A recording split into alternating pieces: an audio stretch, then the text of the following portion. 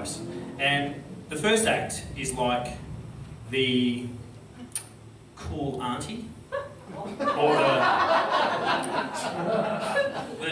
the horny older sister. You kind of might hit on your friends at a party, and she's going to come here and dazzle you. She's going to make you laugh. She's going to split your sides. She's going to turn you on. But she's going to need something from you. It's going to be tough. You're going to have to slap your hands together a lot, repeatedly, when I announce her name. I welcome to the stage, Miss Annie Harvey!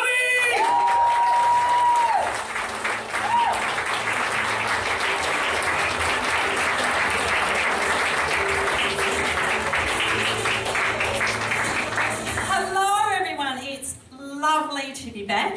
This is my first comedy gig for the year, so that's pretty exciting. I have a question. Can sequins breed? Because I'm sure mine are doing naughty things in the darkness of the cupboard. Because every time I go to dress for a gig, and I always wear sequins for the new people, you know, it's a bit of a hypnotic quality. So every time I go to the cupboard, there's some new sparkly, spankly dress in there, and I don't know where they come from. It's a miracle. So at least I think I'm just going to have to keep doing comedy so I can wear them all. That would be. So if I hear any strange noises from the cupboard, I think that's what's going on. So did everyone have a fabulous New Year and Christmas and everything? Yeah. Anyone do anything really exciting New Year's Eve?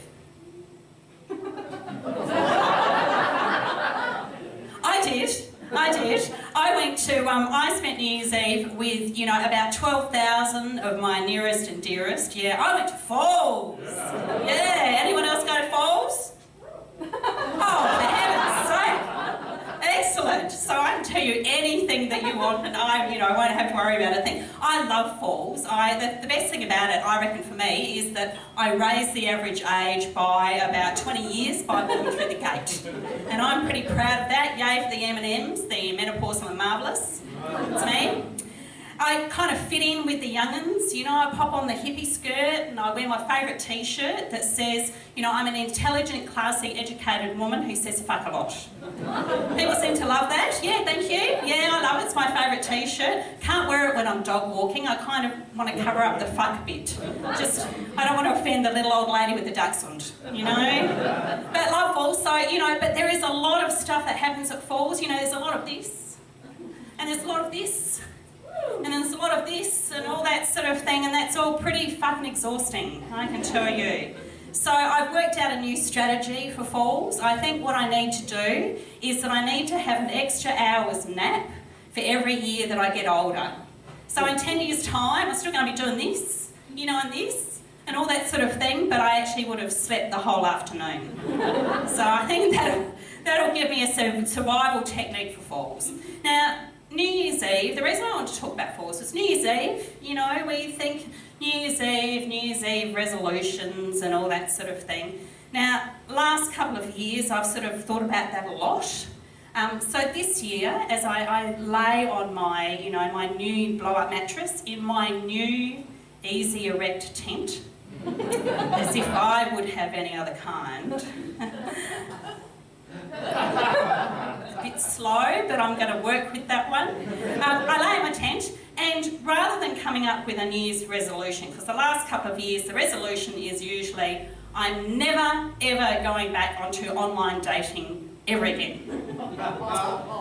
And then you get a fucking wedding invitation, you know, or something you need a date for, so back on I go, but it's kind of comforting because it's all the same faces that I see all the time. And it's really comforting that no one else wants to date them either. So that kind of makes me feel a bit better. Anyway, so this year I decided not to come up with a resolution.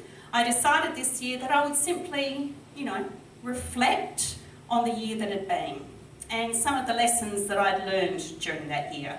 So I want to share some of those with you because I think you'll find it quite educational.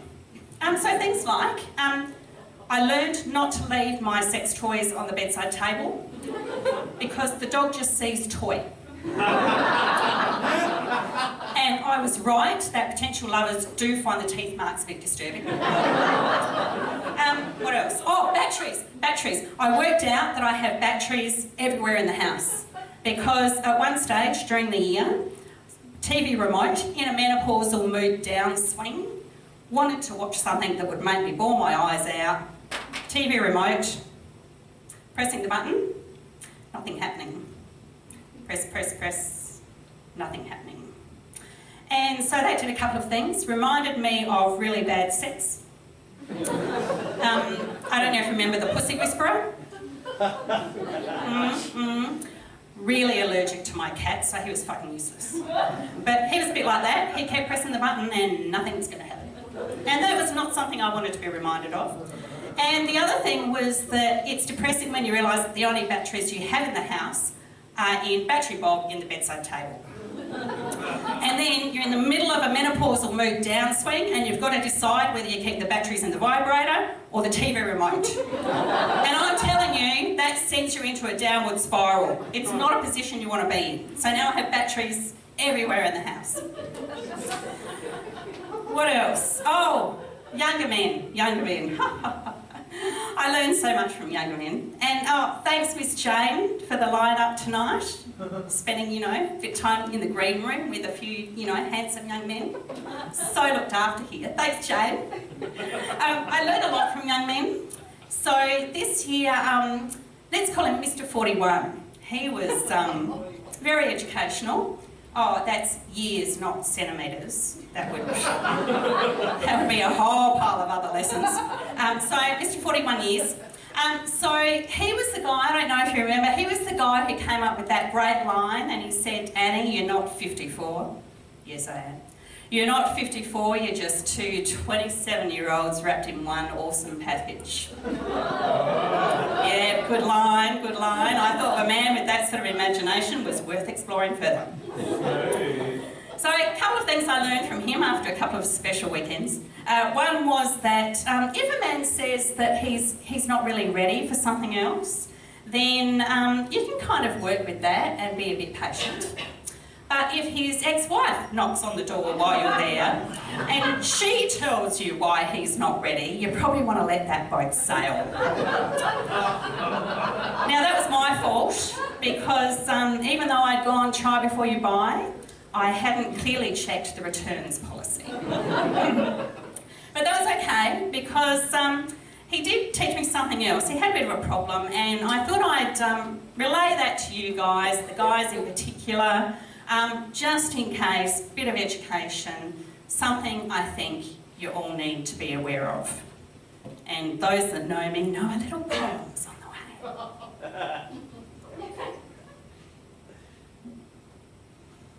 I cooked him dinner at my place, the possibilities unsaid, but just in case I had a wax and put the nice sheets on the bed. As I lay and fell asleep in his big strong arms after food and sex and laughter, I didn't give a second thought to what might be the morning after.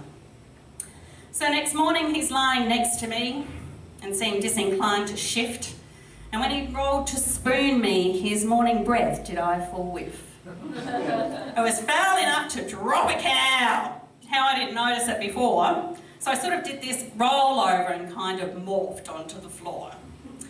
Now I'm not a morning person, not very social to caffeine, and if you go for conversation, well, I'm likely to be mean. I found he was a morning talker. My God, I got a full biopic. I learned all about his ex and issues, seemed to be his favourite topic. So I smiled and nodded, being polite, when what I needed was a Bex. Every word a nail in the coffin of my desire to have more sex. So after I'd showered and I'd walked the dog, well, he'd settled on the sofa. With his Facebook, he seemed quite content. I just wanted it to be over. Oh, look, I said, it's 12 o'clock. If I'm late for lunch, I will be dead. So unless you want to meet my mum, and at that, he finally fled. So guys, if you want to date me, a morning coffee is the deal. But don't talk until muggy's in hand if you want to cop a morning feel. Thank you, I'm Annie.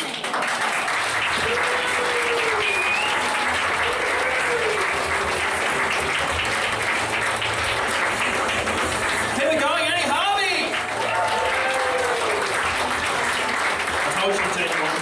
I told you. And going by Annie's mathematics, I'm a 35-year-old and a 3-year-old wrapped in a layer of fat. Anyway.